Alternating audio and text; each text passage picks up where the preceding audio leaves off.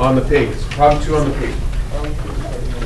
We're not going to do problem 2 together, but I do want to make sure that you understand some of the notation. So there's no new concepts to learn in order for you to finish problem 2. But there is a notational thing I want to make sure makes sense to you. As always, key to this class is understand first, then memorize what you understand. Okay? That's the key. Don't try to memorize problems, memorize concepts. It says this is a graph of f. On which of the following intervals is dy dx greater than 0 and this thing less than 0? Okay, we've said many times that you've got a graph f prime. F prime is a whole bunch of y coordinates. Okay? It's actually a whole list of x and y coordinates. But the x's for these two functions are the same, so we kind of just don't worry about that. So the y coordinates of f prime, every one of those y coordinates has a numeric value. That value corresponds perfectly to the tangent slope of f at that same axis. That's fundamental. We've been talking about that for a couple of days. You need me to repeat that? Just wait. Okay. Tangent slope means rate of change. So that means every y coordinate on f prime is the rate of change of f at that point. The word derivative means the same thing. I happen to believe that the word derivative comes from the fact that all of the y coordinates on f prime were derived from f. Like they came from f. Okay? Slope means change in y divided by change in x. That's why the symbol for f prime, the other symbol is this one. Change in y over change in x. The D stands for difference, because a difference is the same as a change. The difference between 2 and 7 is 5. That's because the change from 2 to 7 would be 5. Actually, please. So could that also mean going from f prime to f double prime? So, good question. Let me see if I can answer that. So from f to f prime is the same thing as going from a function y equals something to dy dx. It's the same thing. If we want to go again, we often refer to that as being f double prime. And you can apply this operator again. So you can say, oh, I want to do the derivative. So it looks like that of this. Like that.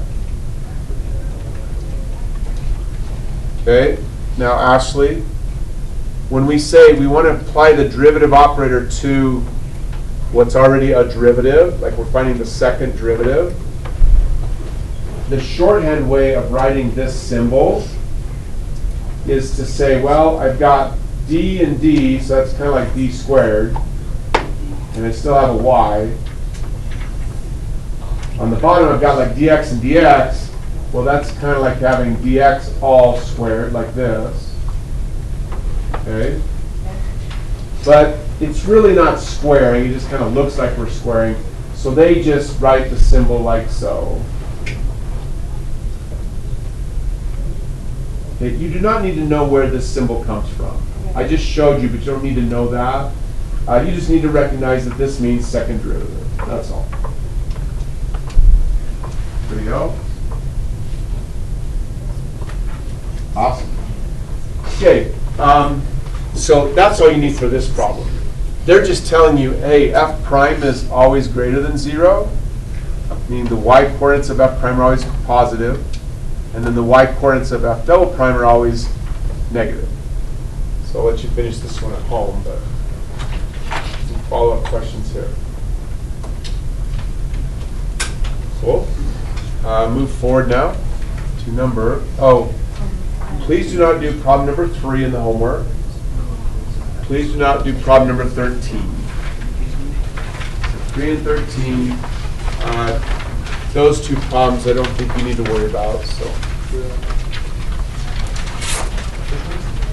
3 and 13. Go to number 8, please.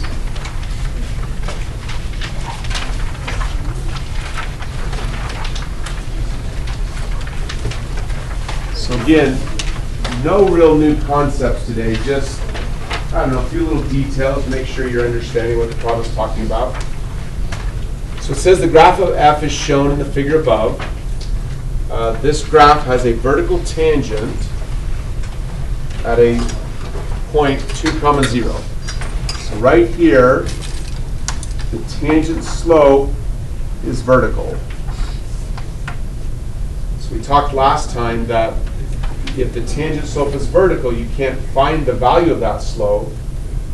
Therefore, f prime at x equal 2 would be undefined. Because this is saying the tangent slope of f at x equal 2 is unknown, and it is unknown because it's vertical. Questions? Just keep reading. There are horizontal tangents at this point, and another horizontal tangent here. It says, for what values of x is f not differentiable? Okay, I think that word is new. Okay, but I had you memorize something the other day. Differentiable means you can find the derivative, which means you can find the tangent slope. So if a function is not differentiable at some point, that means you cannot find the slope at that point. So if f is not differentiable at some point, you can't find the slope of f at that point. Tangent slope of f. So we already talked about how, right here, the vertical tangent is going to cause, like I can't find the slope of f right there. So f is not differentiable at x equal 2. So I know right away that the correct answer has got to be either B or E.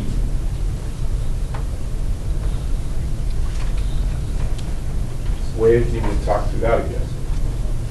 So, not differentiable means, here's f. Is there any place on f where I can't find a slope? Vertical tangent has a slope that's undefined, so that's one place where f is not differentiable.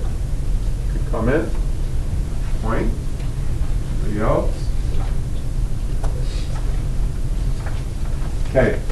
I had you memorize the other day that there are actually 3 different ways for a function to be not differentiable. 3 ways that you end up not being able to find a tangent slope. Any discontinuity. So if a function has a discontinuity, you cannot find the slope at the discontinuity.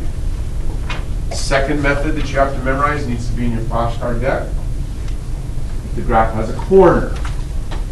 Can't find the slope of a graph at a corner. Third method is right here. The graph has a vertical tangent. You can't find the slope at the vertical tangent. So discontinuity, corner, vertical tangent. Wait, what was corner? So corner occurs if the graph has an abrupt change in slope. So along a curve, as you go from tangent slope to tangent slope, the change is infinitesimal, so just tiny difference. But if suddenly the graph does that, the slope is changing suddenly, abruptly. Question. 2 points for 10 minutes. Also make sure in your flashcard deck you have memorized. The 3 types of discontinuities we study are jump, removable, vertical asymptote. And then horizontal asymptote is a whole different character, so don't lump them in together. All right, so here, raise your hand if you know which answer is correct, B or E. Here we go. Which one is correct, B or E? And of course, make sure you know the reason. Knowing the answer doesn't really help. Gomeris? B, because 0 is a discontinuity and 2 is a vertical Vertical tangent. No worries. So yes, here's f. F has a vertical tangent to x equal 2. F has a discontinuity, a jump, at x equals 0. Both of those make f not differentiable at those points. So how many knew it? point, 2 from Aaron.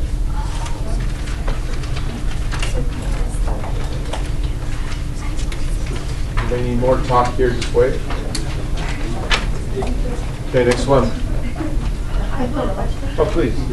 So if it's horizontal asymptote, it's still able to be. Differentiable, yeah. The way you say it is it can be differentiated. It's a Okay. big word, but yeah. So as long as it's not vertical or it's not just. Close. Let me say it back to you.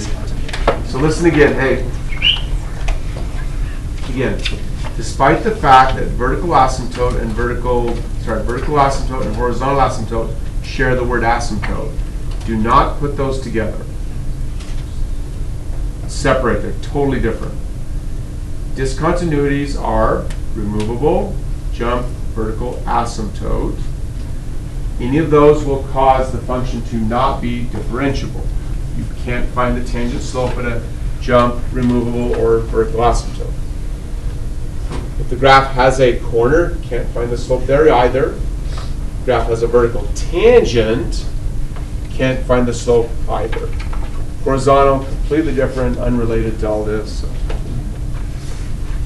Anybody else? 2 for Sydney? Okay, go to number 9.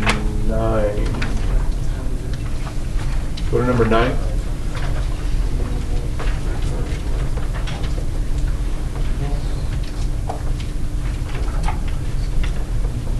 Okay. It says the graph of a twice differentiable function f. So look up. Point for Josh. Okay, that's the mistake everyone makes. They read the problem and say the graph of a twice differentiable function f. And what your brain is telling you that's wrong is you're reading it as it says the graph of the second derivative of f is shown. That's different. So if it had said the graph of the second derivative of f is shown, this would be f double prime. Okay? Wait, if you need me to say that again. So if it had said the graph of the second derivative of f is shown, this would be f double prime. It doesn't say that. It says the graph of a twice differentiable function f is shown. Okay, that means something different. That means f can be differentiated. That means on the graph of f, you can find the tangent slope at every point. And it also means that if you then construct the graph of f prime, you can find the tangent slope of f prime at every point. That's what twice differentiable means. Okay? To be differentiable, we've already said the function must first be continuous, because any discontinuity will cause the function to not be differentiable at that point. So when they say twice differentiable f, I know the following. F prime, so this is telling me that f prime, and f double prime are all continuous and all differentiable. Okay, like I can find the slope on every point on f, I can find the slope at every point on f prime, and all three of them are continuous.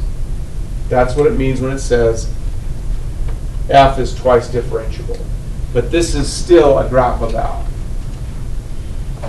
Please, Abby. Would that mean that if it said only once differentiable, then f prime wasn't necessarily continuous? So if f is differentiable, that means there's a point everywhere on f prime.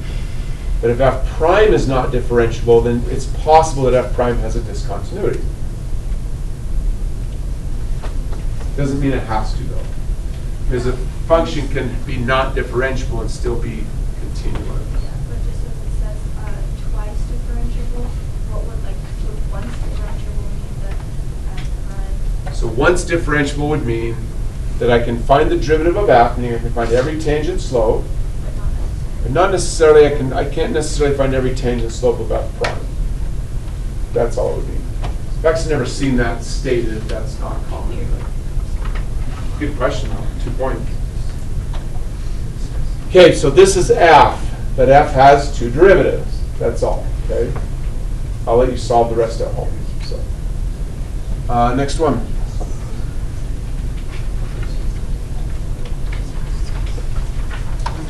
Go to 15, please.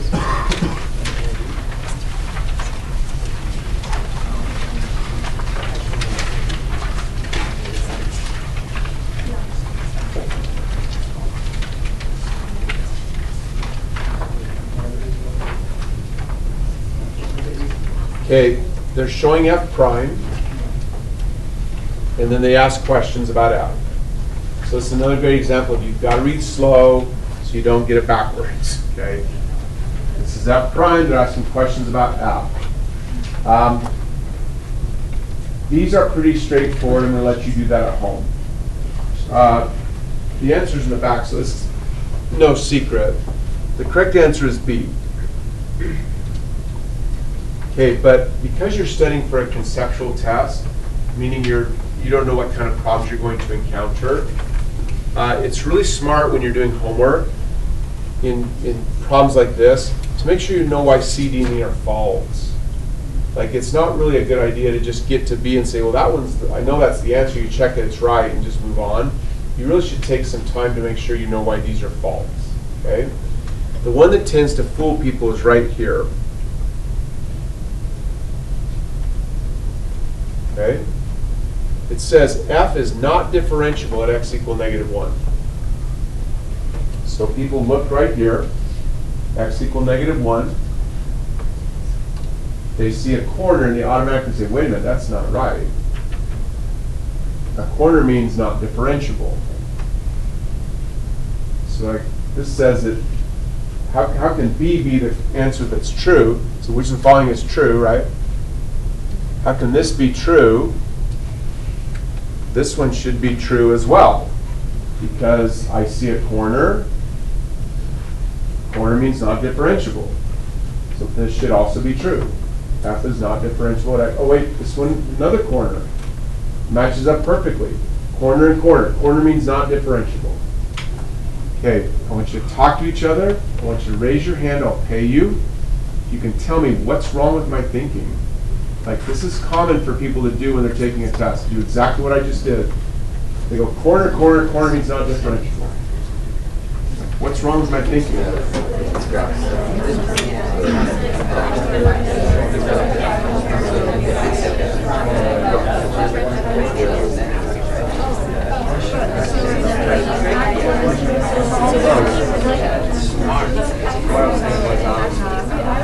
So why is it? For the class, you can sure, I think it should work. That's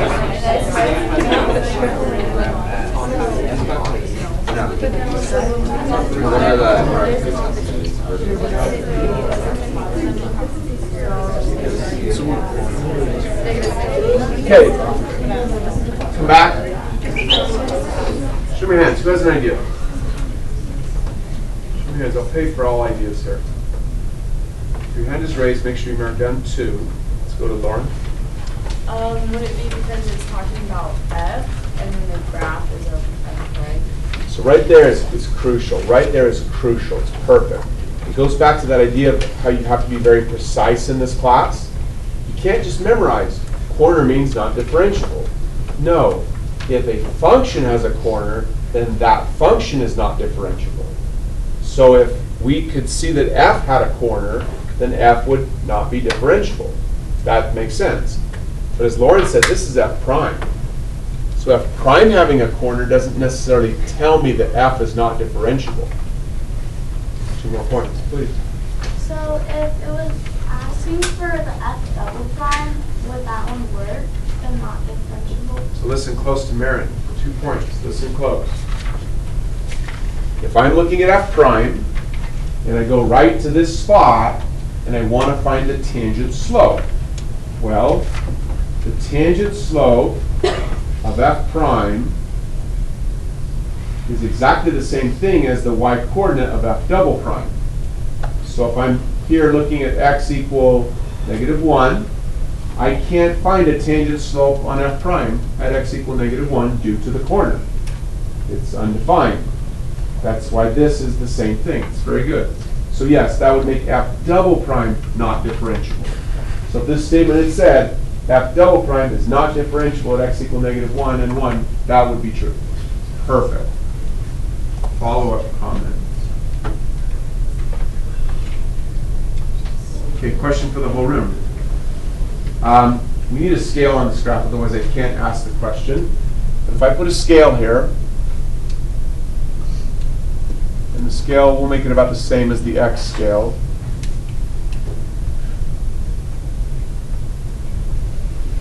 Okay, it says f is not differentiable. Well, that's not, this is a false. There's something. It is the numbers backwards on your negatives. Oh, that's cool. How many saw that? 2 points. That's awesome. All right. Making good progress now. Feels like a Brian Regan sketch. Look at it on phonics. Phonics. Yeah. Phonics. Me. Yeah, no, never mind. Cat. K-A-T. Yeah, I knew there were 2 T's. Okay. Good one. All right. Sorry. That was lame. All right. Awesome. Okay. We know that this statement is false. Okay, it's not a true statement. That means f is differentiable. So cross out the not. If you cross out the not, this becomes a true statement. Okay. So f is differentiable. If f is differentiable, that means you can find the tangent slope value at every x coordinate on f. You can find them because they become the y coordinates of f prime. Wait, if you need me to say that again.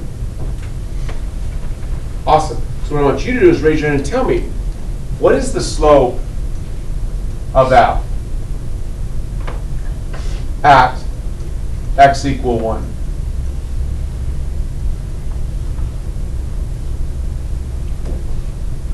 According to this graph, what's the slope of f at x equal 1? Okay, hands down for a second. You're all doing just fine.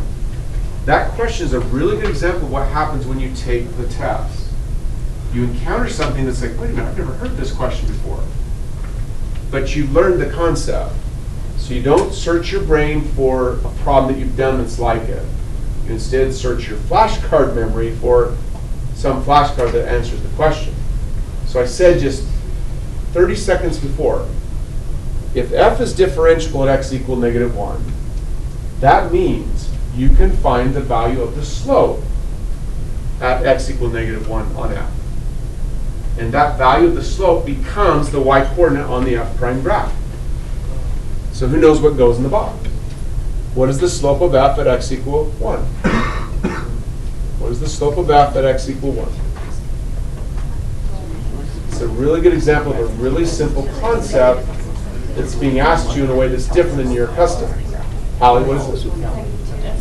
So Hallie says, hey, negative 2. She's using the concept correctly. She's saying, wait a minute, every y value on f prime is a slope of f. So here's x equal 1, here's the y value, so 1 comma 2 negative. That means the slope of f at x equal 1 must be negative 2. She knew it before she said it.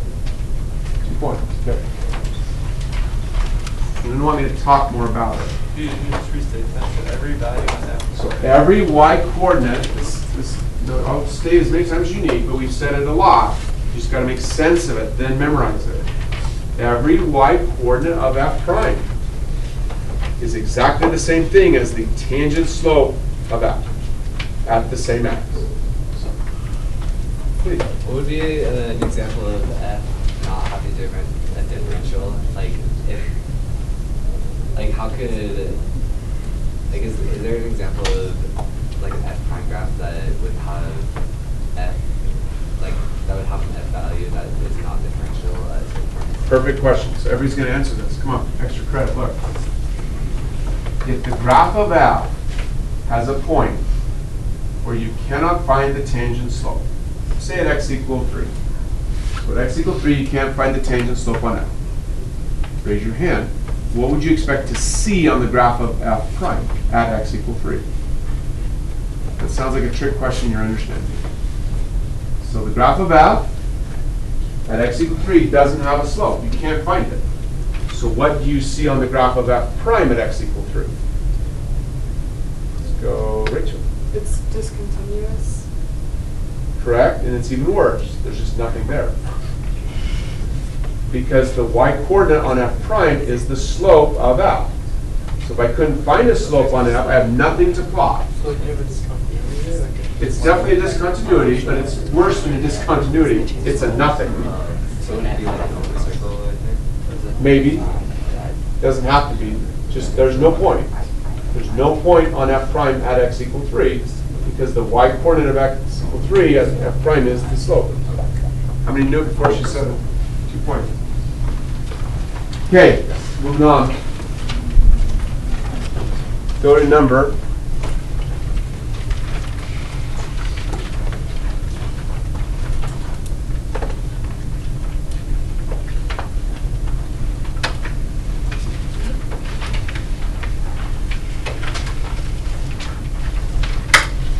Missed one there. Hold on a second.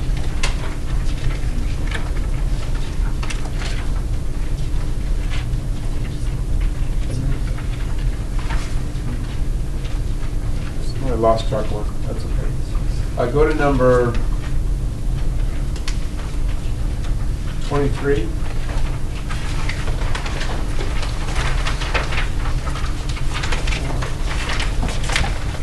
It says for x in the closed interval 2, 5, the function f has a positive first derivative.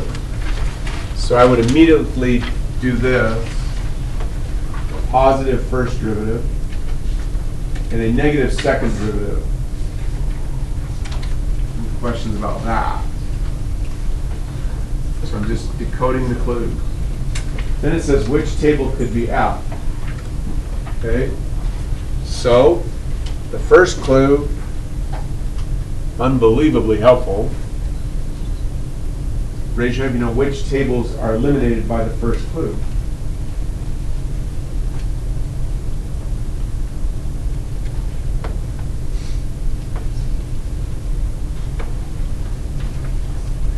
So which tables now get eliminated by the first clue? C, D, and E. So C, D, and E have y-coordinates that are decreasing. That's a mismatch. How many knew it? 0.2 for now. Okay. Okay, you have a question about that. So now, go to the next clue. Second derivative being negative means that the graph of f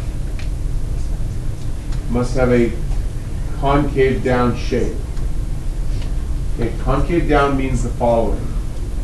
It means the graph looks like this, or maybe like this, or maybe even like this, okay? However, because the graph is increasing, this is the one that fits. It's the worst box ever. We good to there? Okay. Look right here. Look. Okay, D means the tangent slopes of f decrease. So watch here close. That means if you draw a tangent here, that slope is, I don't know, some positive number, maybe like 8. If I go along the curve to another point, the slope has to decrease. The number has to decrease, okay? So this slope is 8, maybe this one's 5. That makes sense. Maybe this one's 2. So as I follow the concave down curve, I see values of the tangent slopes that decrease. That's what this D means. The tangent slope values are decreasing as you follow the curve. Doesn't that just mean y coordinates are like basically like Go ahead. pace is like the amount between the two numbers, basically? You're on the right track. You're on the right track. Listen, hey, we got just 2 minutes. Watch. Okay, it means a couple of things. It means if you saw the graph of f prime, the graph of f prime would go down. So it says f prime is decreasing. But because the y-coordinates of f prime are the slopes of f, if I read the slopes, those slope numbers have to decrease as well. This has confused some people in past years because they look at this graph and go, well, that graph's going up. It is. The y values here do go up, but the slopes go down. The lines don't go down, the lines go up, but the values of the slope are decreasing. That's what that means. So then you use Justin's comment. Well, there's one more comment. Okay, that's the tangent slopes. You must memorize the following. Concave down also means that the secant slopes, as you read the graph, those values also decrease. If you create a secant from, say, here to here, and you compare that slope to this secant slope, the values decrease. So if the curve is concave down, and you read the graph, you'll see tangent slopes that are decreasing, but you also will see secant slopes that decrease as you read the graph. So we come to here, we can find secant slopes. We can't find tangents. Secant slope means change in y divided by change in x. The change in y is 1. It's not always 1, so make sure you check it. Here the change in x is 1, change in y is 2, then 3, then 4. Sorry for hurrying. So the secant slopes of this graph go from 2 to 3 to 4. It's the wrong way. Those secant slopes are increasing. Question? Basically, instead of like this, I don't know, like could you just in your head see that like gap between the two like smaller and smaller? The only thing you got to be careful with, hey, don't miss this. We got 25 seconds. Look. If you only look at these gaps, you might be fooled on the test because you didn't check these gaps. Yeah, but like you didn't. So make sure you check both. Going You're good. Here's another warning. Another warning. If all you you're doing great. Just don't memorize. Don't leave on the bell. Listen to this. If all you think is, oh yeah, I just checked the gaps, they're going to give you a problem that's going to trick you. Go back to the concept. The concept is, if the function is concave down, you must find secant slopes and tangent slopes that decrease. Because the problem won't necessarily look like this, but it will use that same concept. It works.